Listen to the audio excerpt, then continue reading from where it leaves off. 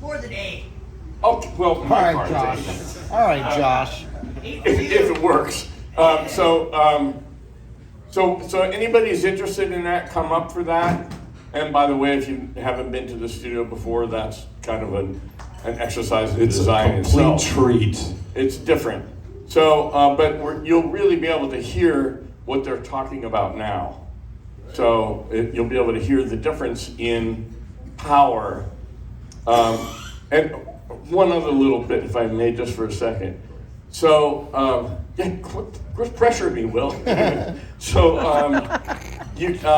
after the Woolsey fire, we bought this thing called a living vehicle, which is basically an Airstream on steroids. It's like a big aluminum box, a cross between an Airstream and a tiny house. And we thought we were going to live in it, and we realized very quickly I couldn't live in it. It was too small. I was just going crazy, and it was big but it's like I need a different room for the kitchen. I need a place to go watch TV. I just need space, you know. But it's a very cool box, and it's self-contained, meaning that it's meant to be towed behind a big pickup truck, go across the country, and it has solar panels. Everything is there. You could take it to you could take it out to a national park and park it on the side of the road, and you don't need anything else other than water. That's it. The solar panels and batteries will handle everything. Thought it was really cool until my wife started complaining about discomfort. Like she's hypersensitive to electricity. She's a living human electrical meter, right? An EMF meter, a living EMF meter. And she's like, I said something weird here. So I went and bought a real EMF meter and started analyzing what was going on in this tiny house. And it turned out it wasn't that bad. It was within tolerable limits. But it also had the ability to measure RF, radio frequencies. I flipped it to RF and the thing went off the charts. It was just crazy RF coming from inside this living vehicle. I know this all sounds kind of weird and exotic, and it is weird and exotic, but there was a real effect to it that I realized before our house burned down in the Woolsey fire, we had 99 solar panels on the roof of the house, and the recording studio was powered by those solar panels. I'm sorry, I told you not to geek out, and I'm geeking out. But so it was like sometime after, that was 2013, we put all the solar panels on. We started having trouble with pieces of gear in the studio. Weird little anomalies would pop up, ghosts in the machine, equipment that everybody else, these Neve preamps were like cross-talking to each other. Like you put something through one and it would get into the one next to it. I was like, how is that happening? Or stuff would just fail, or just not operate up to spec. It kept happening, different pieces of gear all over the place. We couldn't figure out what was going on. Woolsey fire happened, house burns down. We got the studio back up and running. We weren't having any more trouble. Of course, when our house burned down, so did our solar panels. Follow? Wow. Now we're in this living vehicle, and Linda starts to complain, and I pulled this RF meter out, and then I learned that you think that if you look at an electrical wave. I'm sorry, I'm stealing your thunder a little bit here. An electrical wave should be like a sine wave, right? Like this. But the converters, in this case, from AC or from DC, which the solar panels are, to AC. Thank you. DC to AC. They're called inverters. They're of a varying quality, so you get the same amount of power, but when you put that power that's come off of these solar panels that were on top of this living vehicle, and you put a meter to it, yes, if you step back, it's a sine wave, but if you get a little closer, the sine wave is doing this. Oof. Like all over, it's like herky-jerky. FM. RF. We're getting, RF, FM, We're getting radio frequencies coming off that power. And that was the first time I really really saw, oh, when we connected, that's what was screwing up all the equipment in the studio. Was that RF, we had the right level of power, and that's all most people care about. Oh, you got 120 volts, you're good. The amps are right. What else is there? Well, there's a lot more. So we learned a lot about it, and recording studios in particular are very sensitive to this, and these guys have come up with a solution for these problems and more. So I'll stop yammering and let Will Kahn take over and bring up the rest of the team. So Will Kahn, everybody. Okay, thanks so much. Equitech. Wonderful. Well, it's such a pleasure to be here. Thank you so much, Richard. I was just reflecting with Phil the first time I came here to the Composer Breakfast Club many years ago, and Phil had mentioned a reality show he was doing. He said, we're looking for a Pro Tools, wizard who can do X, Y, and Z. And I really thought, wow, if I was, 19 and saw that, I would have just relocated immediately. Just what an amazing community this is, Richard, what you've created here, and it's really stuck with me. I come from Santa Cruz, California, and so to me, LA is this kind of big, daunting thing, and there's Hollywood and Beverly Hills and all this great stuff. There's such a great community once you really sink in here. I'm sorry? Go Slugs. All right, go Slugs, indeed. So as Richard mentioned, I used to work for a company named Burl Audio. We did some real incredible converters, and that's an interesting thing because you walk into a recording studio, it's not the first thing that people think about.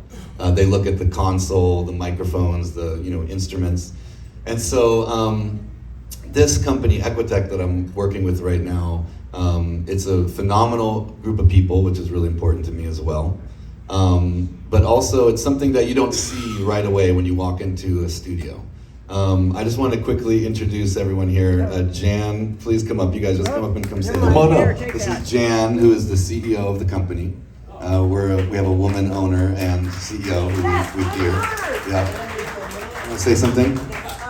Actually, I am an accidental CEO. I mean, it's a long story, and I'm not going to go into it, but I inherited this company from my brother Martin Glassband, who, if you Google the guy, he was like Nikola Tesla smart. He was building transistor radios in our garage when he was like 7 years old. But he was in a situation with Rick Parada where they were designing a studio and they were having some serious problems, and Rick brought Martin in to try and solve the issues. And Martin, who was really a very, very deeply analytical guy and knew everything about electronics, said, hey, well, let's try this.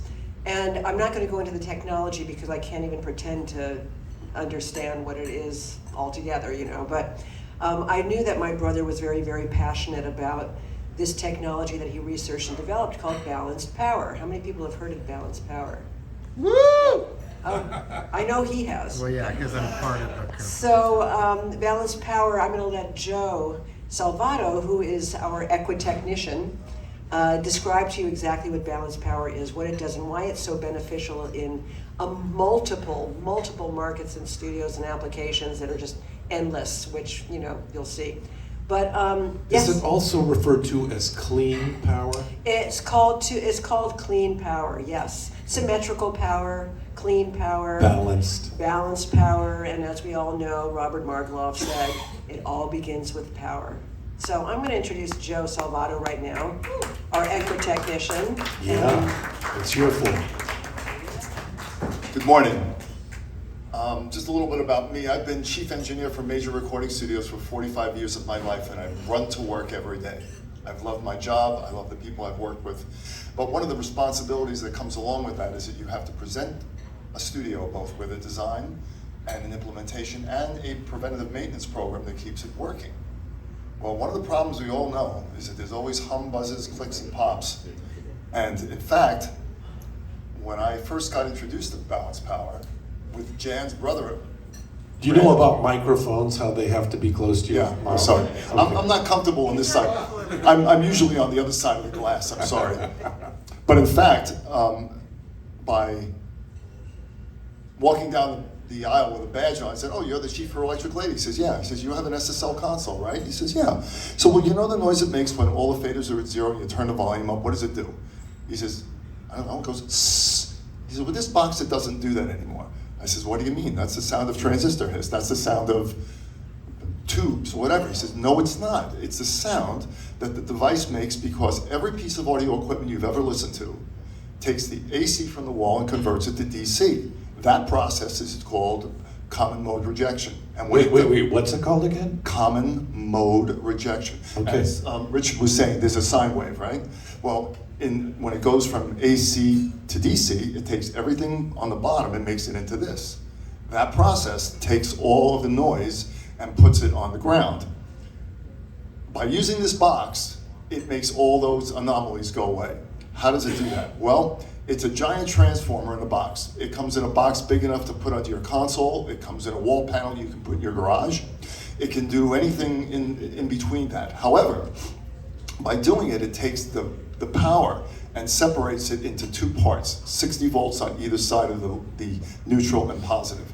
Why is that a big deal? Well, because the bridge rectifier inside every piece of audio equipment you've ever listened to does this. It changes the way we listen.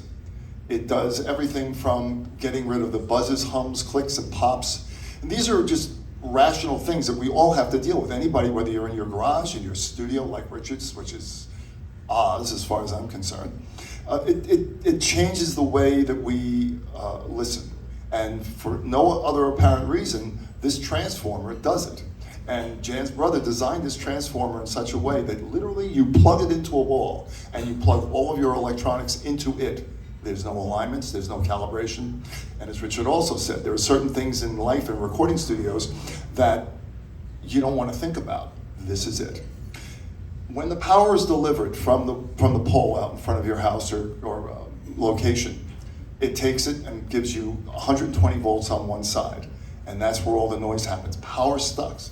The concept of power delivery in the United States is such that it really doesn't concern itself with what audio people hear or what we need to do. It is the essence of what we have to deal with.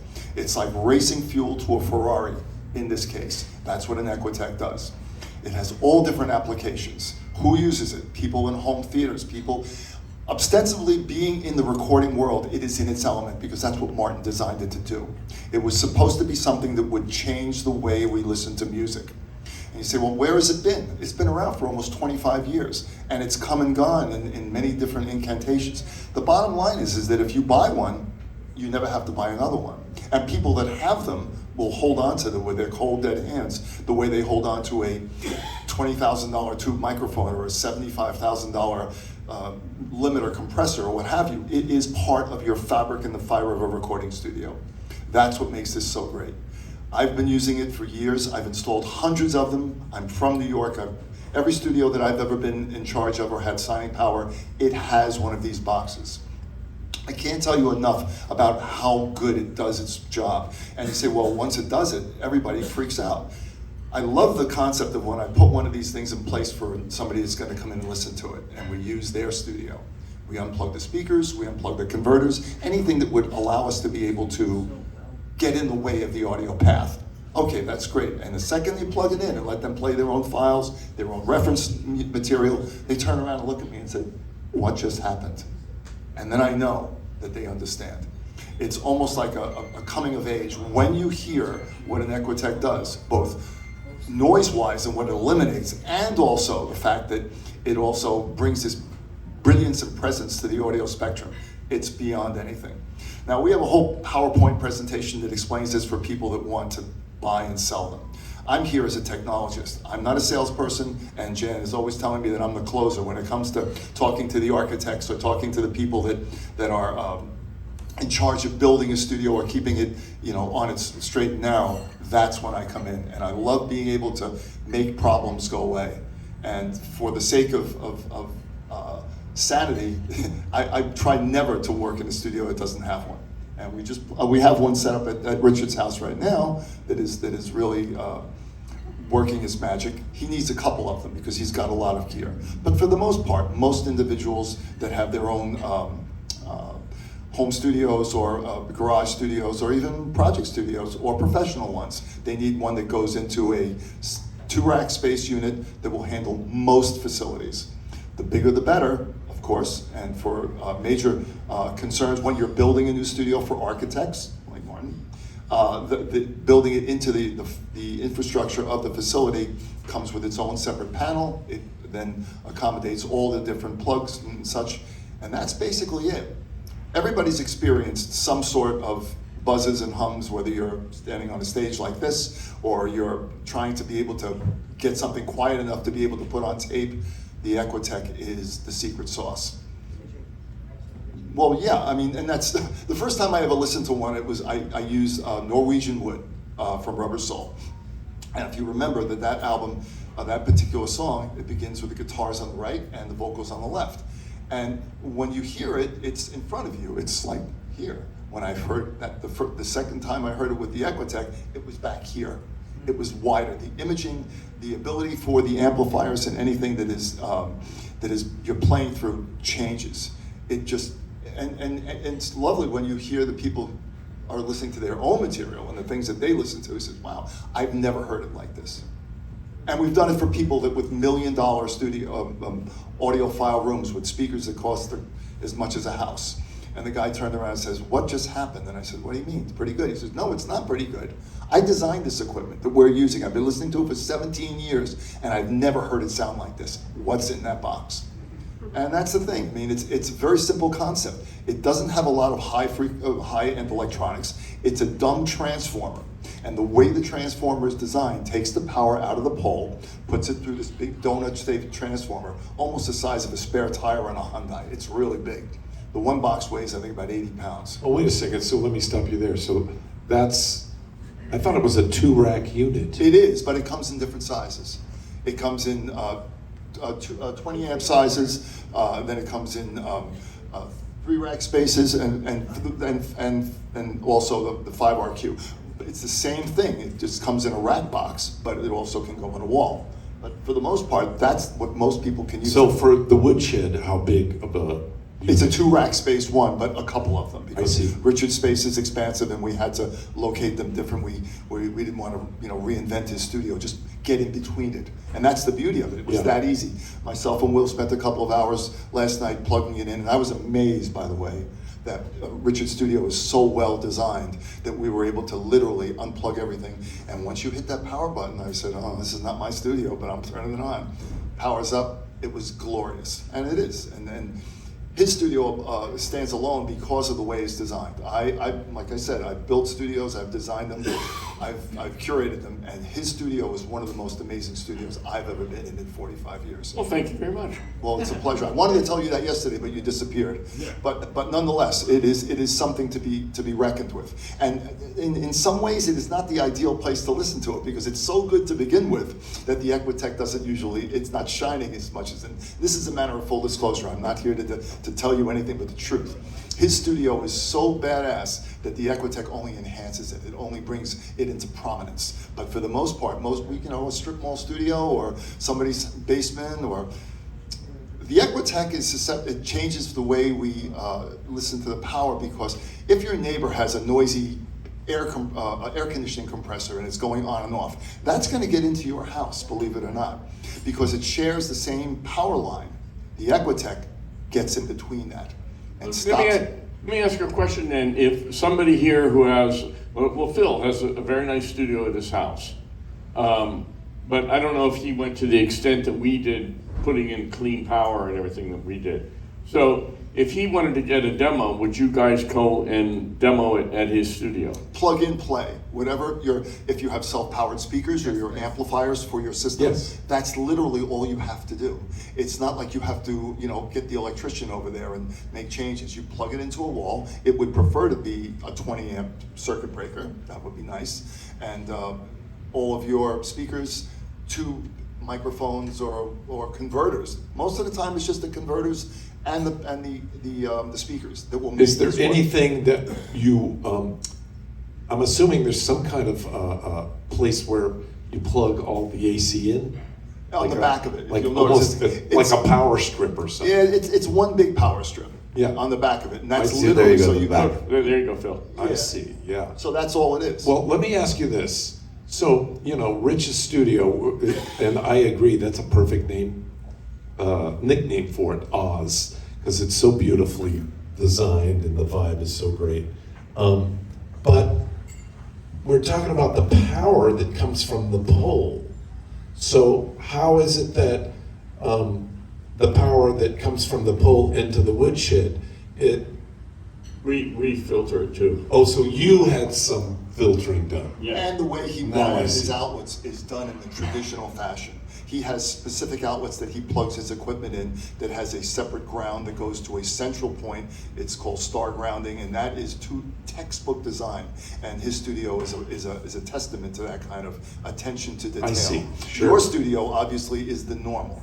His is an altelier, ours is we're the pedestrians walking on the sidewalk. But that's fine. Yeah, we designed the studio to hospital grade. That was like if you go into anytime anybody's ever been in a hospital room, you see those orange outlets. Yeah. Those indicate that's star ground, it's super clean power, because the hospital equipment is so ultra sensitive to, you don't want to have somebody on some kind of heart machine and the power's going like that, it'll hurt somebody. So the problem for me was when we had the designers come in and said, okay, you want to use, we're going to do hospital grade, we're going to take it to the nth degree. These are the orange outlets. They started to put them in. I said, no fucking way do I want orange outlets in this beautiful studio. Because the studio was all earth tones. Yeah. So we replaced them with gray.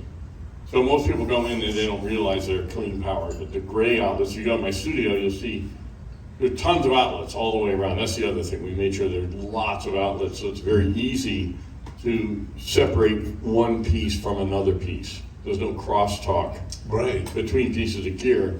And I've never counted how many outlets are in that studio, but we could, there's more outlets in that one studio than is in a typical house. Sure. Over the top. So because of that, that's why it's, saying was pretty damn clean. But I think, and how many people here have a studio, or even this little home recording rig, do something, right? So now this may be radical overkill for you, but you may want to check this out. Would there be any way for people to come and bring, like even a laptop, like Josh's laptop rig? Could we hook that up to it too? Sure. So, okay. Anybody that has any files that they would like to listen to, you guys have a plug in front of your console for the aux that you can plug your phone into it, or a 1/8" jack or what have you. Does anybody have any questions for these guys? I do. Oh, they're coming. Here we go. Josh has one. Yep.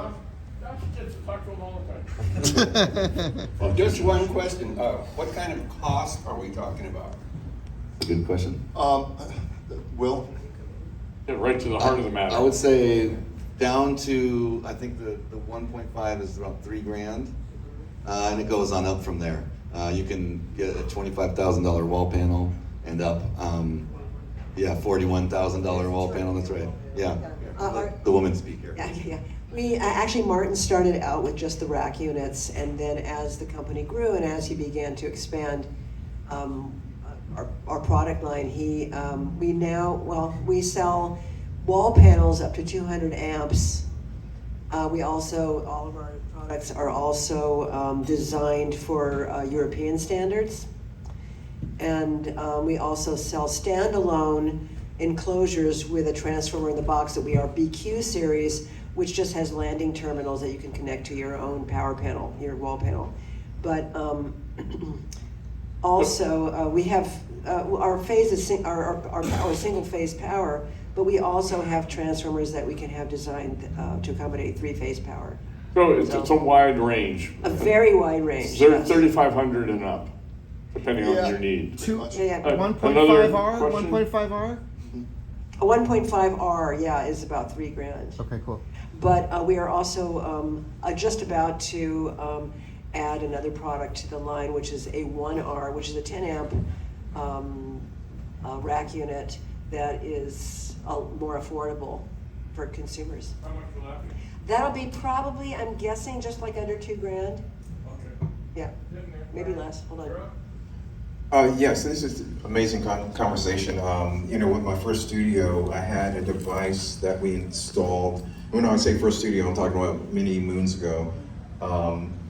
called the Sola, and I didn't know if what's the difference between the Sola? Is it a brand difference or is it actual technology? Sola is a brand, Sola Transformers. This particular transformer stands alone in its design and the way that it handles power. Most transformers for this application take the primary windings, which is the 120 volts coming from the street or your panel, and then spits it out on the other side and gives you 120 volts out. This transformer gives you 2 windings out, which is 60 and 60. So when you look at an outlet, you got two slots on the top and a ground and a bottom, right? Well, now, the concept here is because it has that 60 volts on either side, now you can put it to your equipment. And the transformer does all of that. It's patented. This is the only transformer. It's made by a company in Canada that Martin spoke to directly. It is his patent, his design. Amazing. Yeah, and this is so crucial. I mean, I know hums and buzzes just drive me up the wall, and I am RF sensitive as well. I literally had to have the power company take the satellite uplink away from my studio, and it just removed all the problems. Exactly. You are the reason we're here, because you just installed a new facility, and unfortunately you're probably a few months too late because you should have put it in first. Because it's a bigger, now once again, anybody can have one of these things. You can put it inside of next to your DAW. It can reside right in the room where you're using it, or in a major facility, you build it into the infrastructure of the panel. And that's beautiful, but nonetheless, an Equitech is an Equitech is an Equitech. And I've had people in the audiophile world that spend, hundreds of thousands of dollars worth for equipment, and they say, well, I hear the difference. Well, I say, well, good luck to you. I come from an environment where recording studios is how we make our living, not just how we make good music in the music room. And they all do the same thing. They all separate out this power with 60 volts on either side of the outlet. It's a very simple concept, but never has anybody had this transformer that does it. A company called Furman used it once, and it's in one of their pieces of equipment, and in fact, they weren't supposed to. Only Equitech has balanced power. Yeah, I had a last question is, since I'm sure Equitech is not in every studio, and let's just say you're one of those producers or engineers that move around studio to studio, do you have a box that is almost like something you would invest in yourself and you take with you, and you would plug into the studio when you're there and then take it back with you? Correct. On? Some people for years brought their own speakers and their own amplifiers. The Equitech is also that. You got to have a Sherpa to carry it around for you, but I mean, it does weigh, but nonetheless, it in fact has it's that good. I will say too, it is comically heavy. I picked this thing up. I could not believe at 2 use spacing. I want to just say very quickly my experience with this in my own studio. I have a studio in the backyard, bunch of analog gear, and I set it up. I drove from south of LA with this thing in my car, drove all the way to Santa Cruz, got there, was so excited to get it all set up, plugged it in. Well, first what I did was I made a mix without it. Made a mix in my studio really quickly, shut everything down, plugged an Equitech in, and I just thought, there's no fucking way that I'm hearing this. I thought I must have put my fingers on the faders, which I'll do sometimes, and I thought obviously I messed it up. So I went to sleep because I was so exhausted. Came in the morning, had everything with Equitech, did a quick mix adjustment, printed it, then switched back to my wall power, and I just could not believe what I was hearing. Again, I don't have a woodshed like Mr. Gibbs over here, but it was the snare drum sounded different. I could hear it sounded like a converter shootout that I've been doing for 60 different times throughout the year. What did I say to myself? I called Jan, I said, well, now I'm fucked. Because now you got to buy one. Yeah, so, okay. And that's another thing. I've had Grammy Award-winning engineers that I've worked with for years, and the guy brought it to his house. He says, how much does this thing cost? I said, well, the one you want is going to be like $6,500. He says, fuck, I didn't want to spend the money. I said, just go in the garage and sell one of your M49s. You haven't done a recording in 15 years. Buy the box. We have a question right here. Javier, if you could just put up this presentation as we have the question. I'm going to also just cycle through some of our clients after the end.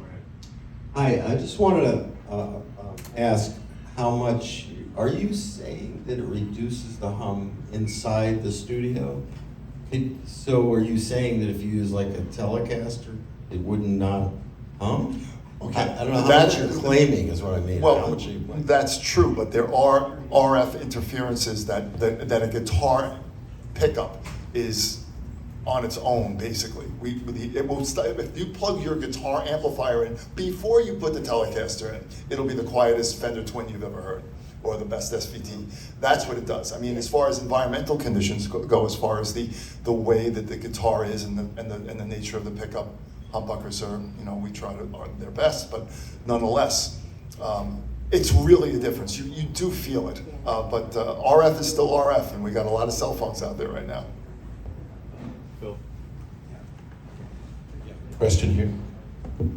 For studios that just use a Mac and an audio interface that's bus powered, like Thunderbolt, like UA devices, does it affect the sound there? Because you're not actually using like rack DA converters, you're just using an interface and a power amp for like NS10s. Joe, Yeah. I'll let Joe talk on Yes, it does.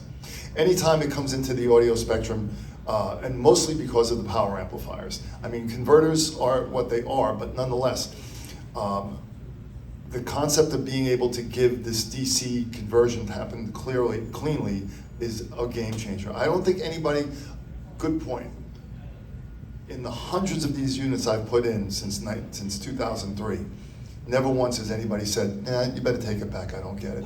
Everybody keeps it. Everybody gets it. Even in the smallest and most, modest of studios. So do you plug the studio computer into this unit as well? Yes. Okay. It has two kinds of outlets. It has a filtered outlet, and then it has a standard outlet. The filtered outlet is where you plug anything digital into it. So it splits it up. If you notice on the back of the box, if you come over to Richards, we'll be glad to show you. Yeah, Question. everybody's invited to come over, by the way. Hold on.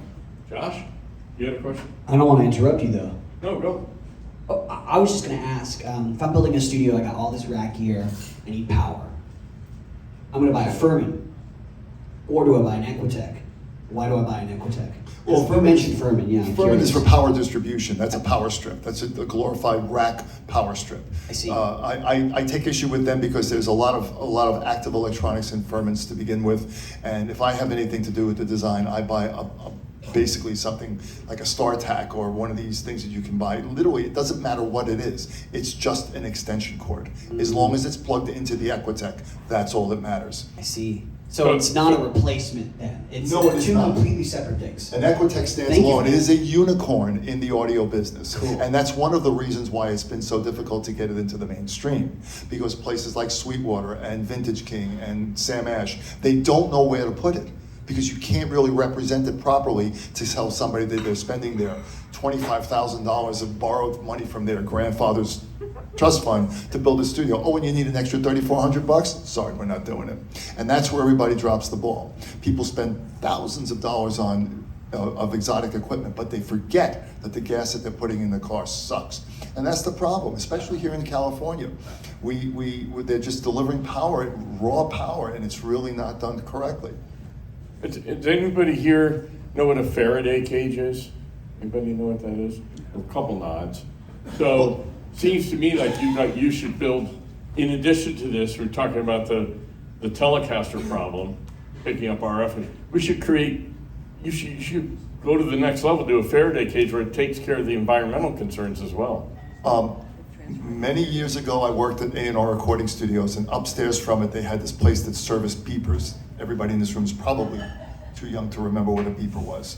Doctors used to carry it around in their box on their side. So this place upstairs used to sell them. Tony still has his. It's all good. Love you, Tony. And the tech up there said, "You got to come down to my shop. I want to show you what I'm doing. I want to show you." So we took the same elevator every day. So I said, "Okay, take me up to your shop." So I go upstairs and I walk into this loft, and in one corner of the loft is this screened-in copper box with a guy sitting behind it doing calibrations. And he says, "Okay, come on in." So I walk up this little ramp, and there's this big safe door on it. He says, "Irvin, is it okay if we come in?" He says, "Hold on." He turns off all his amplifiers. He says, "Okay, come on in." So he hands me a transistor radio. He says, "Here, hold on to this." So all you hear is, he says, "You ready?" He closes the door, and it sounded like somebody took the batteries out of it. That's a Faraday shield. He told me, if you take this pencil and poke a hole in the screen, all bets are off. So when you say a Faraday shield, it doesn't exist in the real world. This is a test environment that actually is encapsulating floors, ceiling, walls, doors, everything. A Faraday shield does not exist for the common man. It's only in the... Well, I'm not a common man, so I find that. But yeah, Faraday, I just thought that would be something interesting to look at. As a Faraday, I mean, you could make a Faraday cage that would be an ISO booth. Clearly. That would be feasible. That's true. Okay. Yeah. All right, well, my brain's spinning all right. I'm glad to hear I've... When I was in Hawaii, I was on solar for like 12 years, and I got a trace inverter, which makes the AC, the DC into AC. Correct. And it was a better signal on my recording equipment, because I would always get a buzz. But if I got a true sine wave inverter, which was made by Trace, that was the only, and that was converting the battery power into... That's what I was talking about earlier, same issue. And there are different grades, like Richard says. There's ones made in China and there's ones made in Poland. So and Trace happens to be one of the preeminent ones. Yeah, that's what we use. Yeah, absolutely, correct. All right, well, anybody, you're all invited. Whoever wants to come, hold up your hand if you're interested in Really coming up to nice, the Rich. studio. You Okay, should so come. there'll be a handful of us. He has a great koi pond too. Yeah, come feed the koi. I'll put out the address right now if you want, or just come up to me, I'll give you the address if anybody wants to go. Or to Josh. If you're on the fence, you should definitely go just to check out Equitech, but also the woodshed. Okay, well, gentlemen, thank you, and ladies, thank you. Thank so you much. very much for coming. Thank you, Richard. Let's see what this is all about.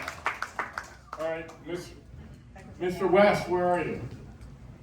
Did he leave?